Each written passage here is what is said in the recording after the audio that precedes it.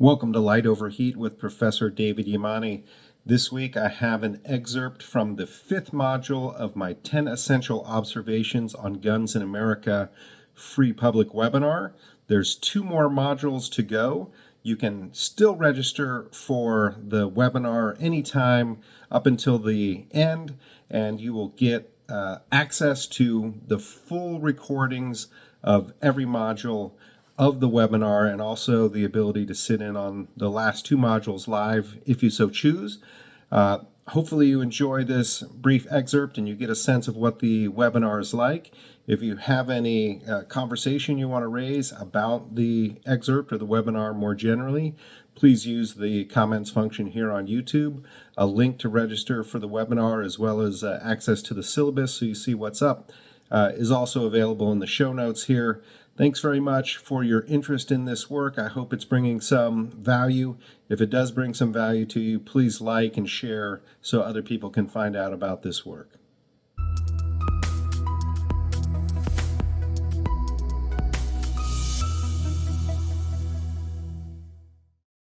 Okay, so rights observation 5 is that, and here again, we're turning towards criminal gun ownership and use. The bad guys do not get their guns through customary retail channels. And observation 6, the bad guys inhabit a violent world. A gun often makes a life or death difference to them. Okay, so I want to actually treat these in the reverse order to kind of establish that the bad guys inhabit a violent world, that guns make a life or death difference to them, and therefore this actually, motivates them to get firearms outside of the normal retail channels.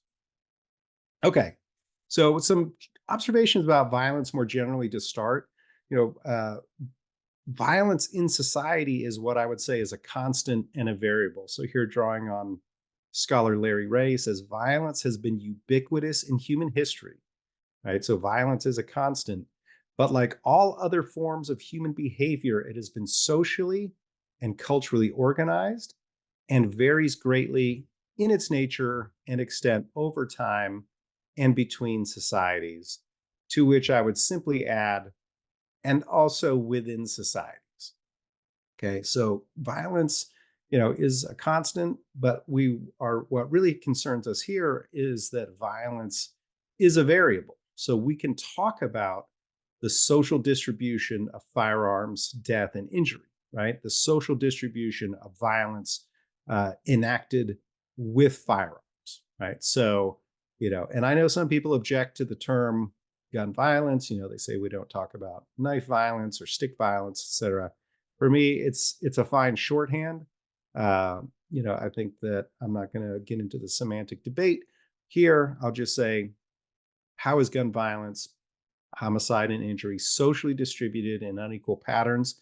And we can look at different demographic patterns. We can look at geographic patterns, and we can look at patterns in terms of behavior and in terms of networks of people who engage in certain behavior.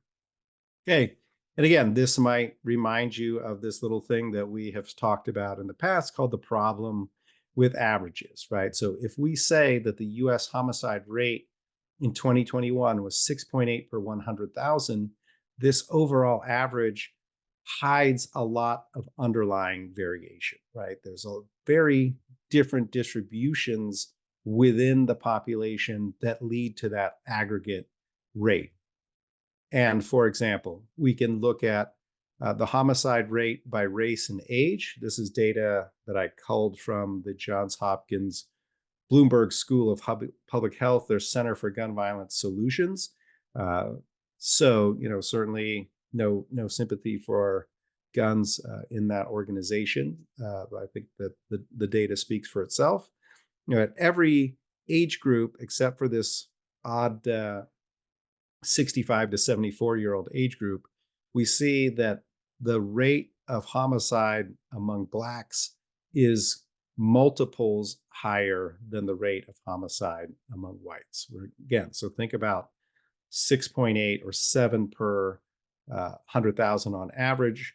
We're talking about an agglomeration or a combination of 2 to 3 per 100,000, and in some cases 60 per 100,000, 20 times or 16 times, depending on the age group you're looking at. Again, so the problem with averages, it hides this underlying variation. But again, going back to Ray's idea, right, that violence varies systematically between and within societies and over time. And this is one of the most important variations we need to understand: age and race.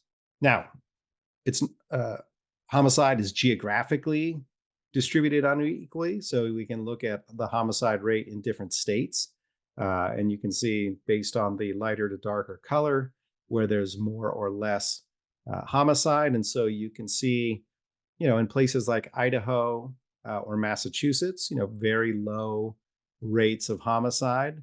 If you look at a place like Louisiana, very high rate of homicide. And my current home state of North Carolina, fairly close to the average homicide rate for the country.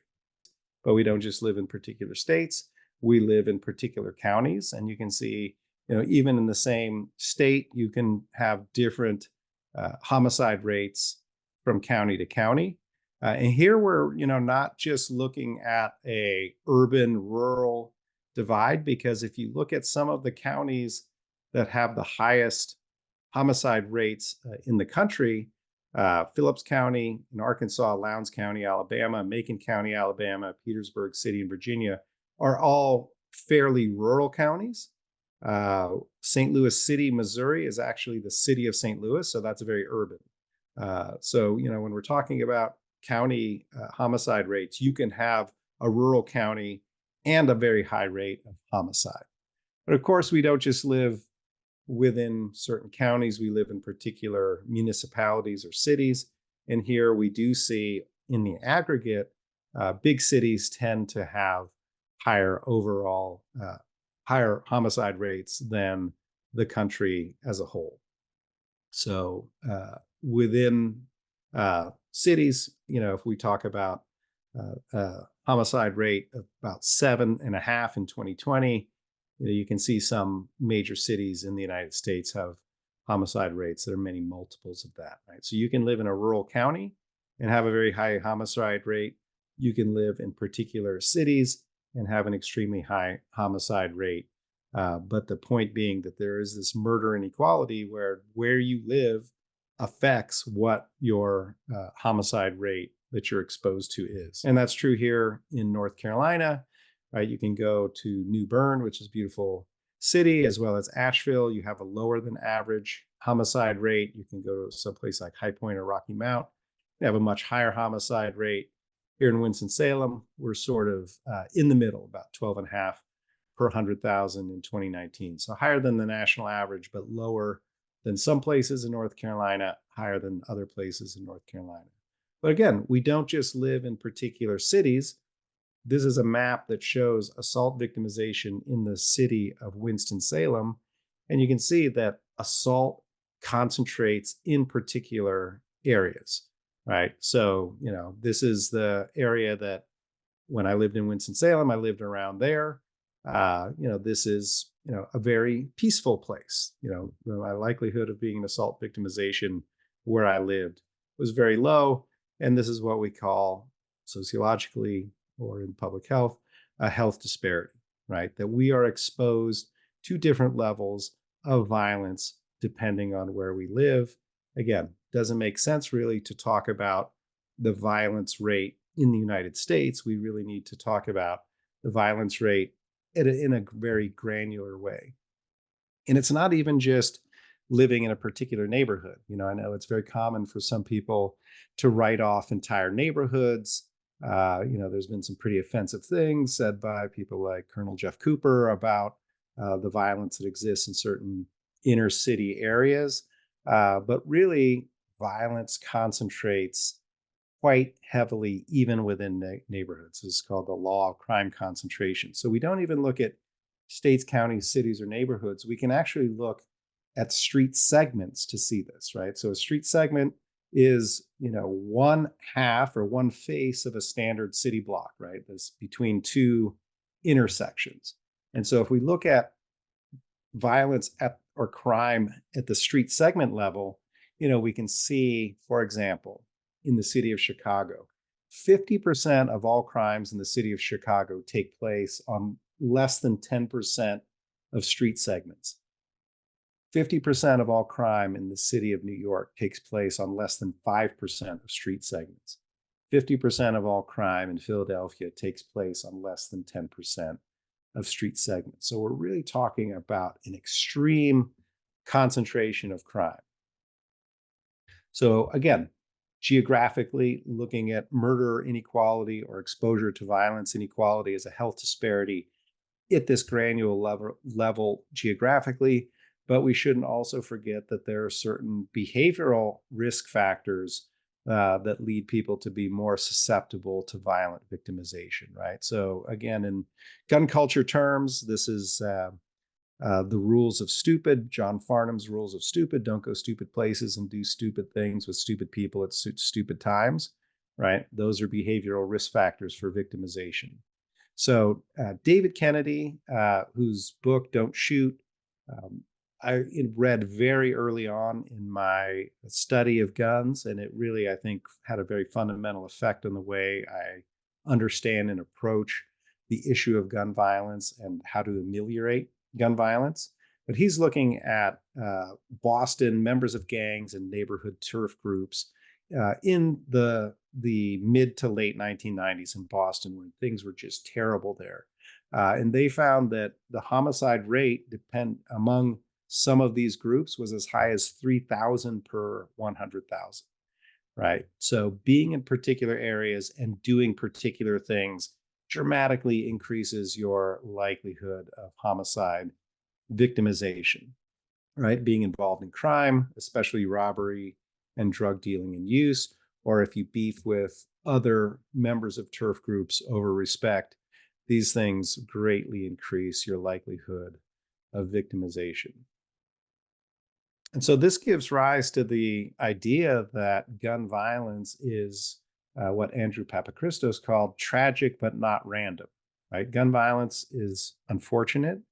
It's terrible. It affects people in terrible ways. It has effects on people around the people who are victims of gun violence, but is not randomly distributed through the population. Okay, again, that's 6.8 per 100,000 homicide rate in the United States for 2021 is not randomly distributed through the population. So firearms, homicide, and injury are socially contagious, right, based on people's behaviors. And this, if you've seen Gary Slutkin out of Chicago, his TED Talk, about treating violence like a contagious disease and trying to stop the spread of violence using some of those same methods that you would use to interrupt contagious disease. We'll actually talk more about that in Module 6 when we talk about gun violence prevention.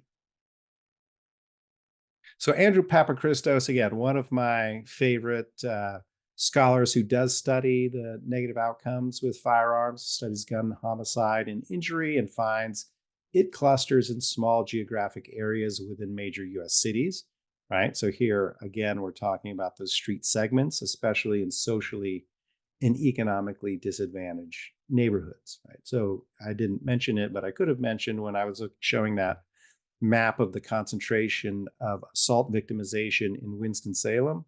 If you overlaid that map with a map of the concentration of poverty in the city of Winston-Salem, those two maps overlap almost completely, right? So again, going back to Ray's ideas about violence, violence is a constant and also a variable. And one of the things that violence varies with is social disadvantage. Okay, so what does this mean? It means that most people in these disadvantaged neighborhoods are not subject to violent victimization directly, although there are many indirect effects of victimization. So, I think of, the people living in these crime-ridden, economically disadvantaged neighborhoods are actually victims of crime as opposed to perpetrators of crime, right? And a lot of times when people are talking about homicide or gun injury or criminal behavior or gang behavior, it's made to seem as if that's a problem that takes place in that neighborhood and that everybody contributes to that problem. This is the furthest thing from the truth. It's often even a small handful of people in a particular neighborhood can ruin the neighborhood for everybody living there. So why do some people with certain risk factors, right? So you can take people who have all of the risk factors that are associated with higher rates of homicide and injury. So young Black men in disadvantaged neighborhoods, right? But some of those people will become victims of gunshot death and injury, and others won't. And in fact, most others will not. So, what is the difference between those who have all of those risk factors and those who don't? And Papachristos' answer is really it has to do with social networks, right? The people who are likely to be shot and killed or injured are part of social networks through which this violence passes, right? Again, the idea that it is like a contagious disease.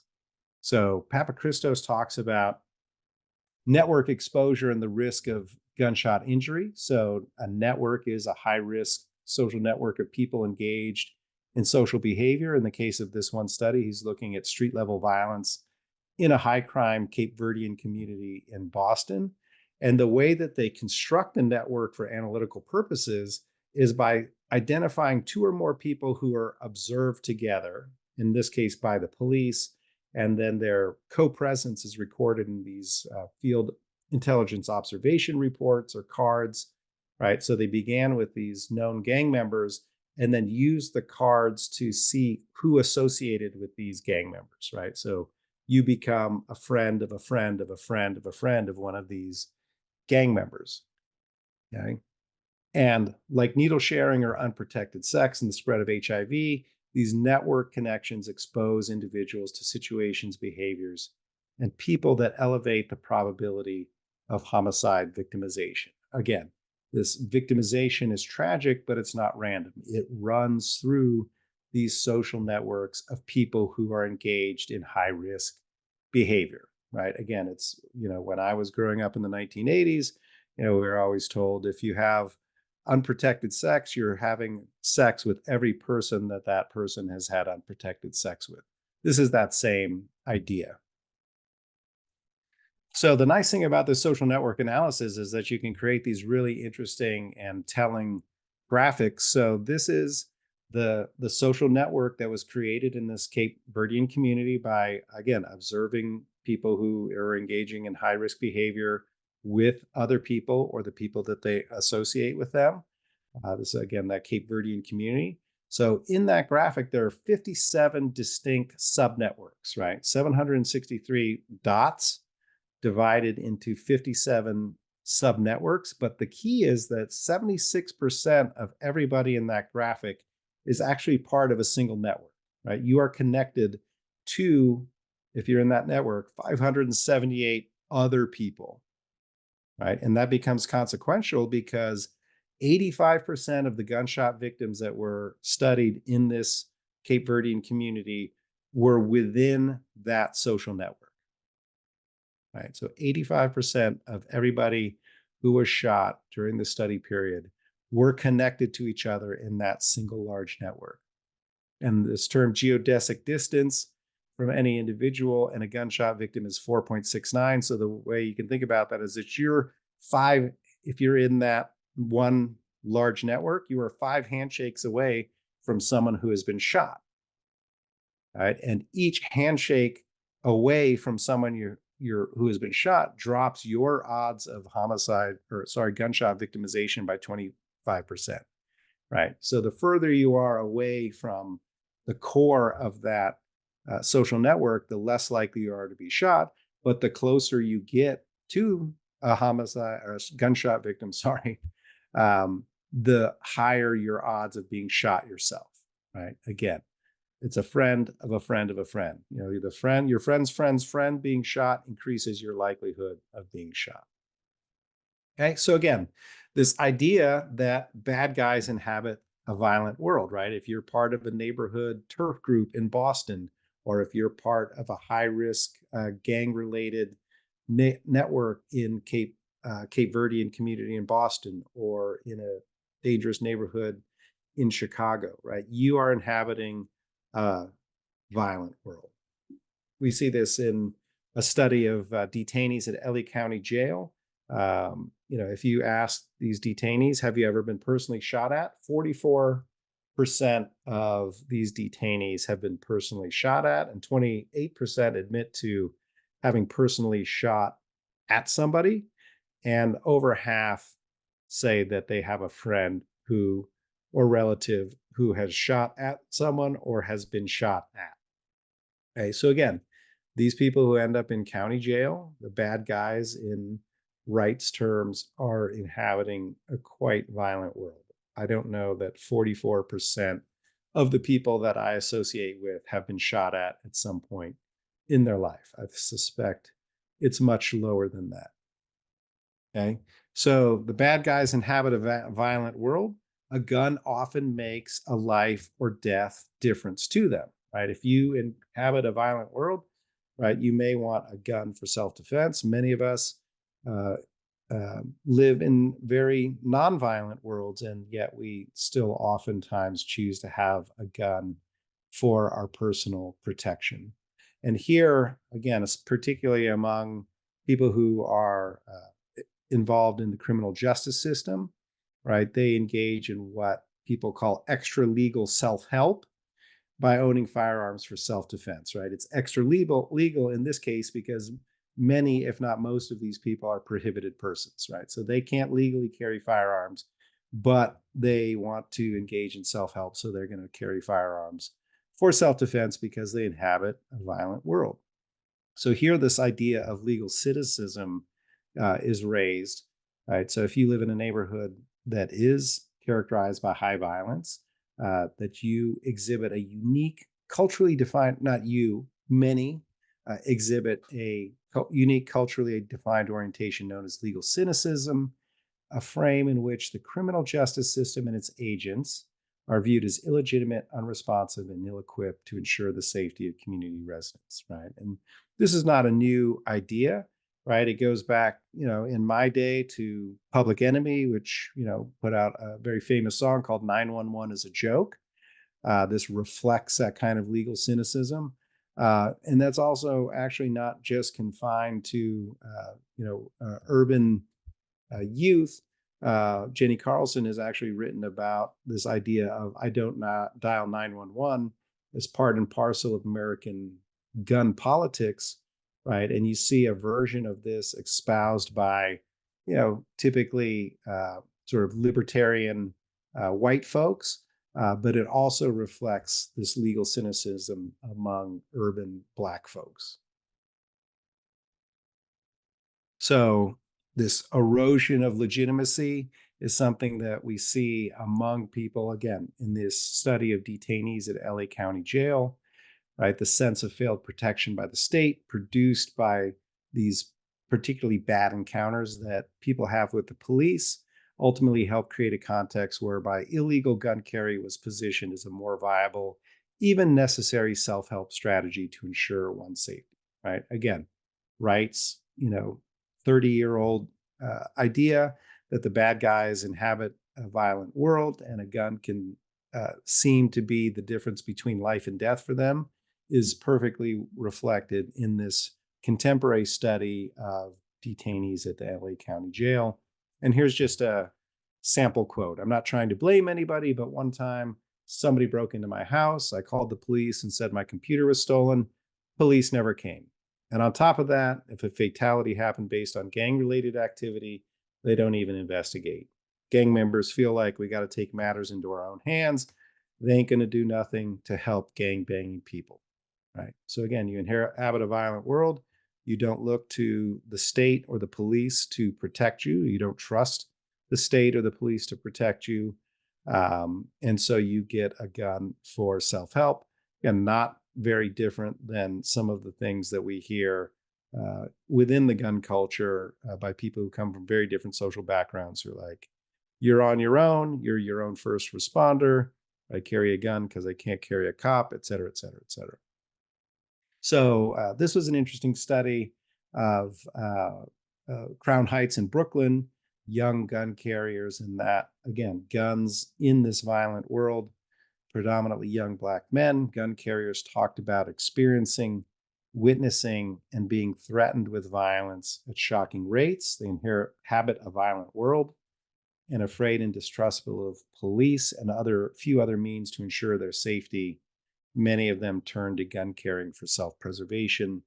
For most youth, fear for their own lives and the lives of their families outweighed concerns about going to jail. And again, if you're familiar with American gun culture, you know that you'd rather be judged by 12 than carried by 6. And I remember one of the very first academic conferences I ever went to at the American Society of Criminology. One of the first panels I ever went to, and where they were talking about guns and gun carrying, they quoted someone who was at the LA County Jail who said to the researcher, "I'd rather be judged by 12 than carried by 6." Right. So I study sort of legal defense of gun culture, but many of the same principles animating legal defense of gun culture also animate criminal gun culture. So again, the bad guys inhabit a violent world. A gun often makes a life or death difference to them. The same today as it was in Wright's time.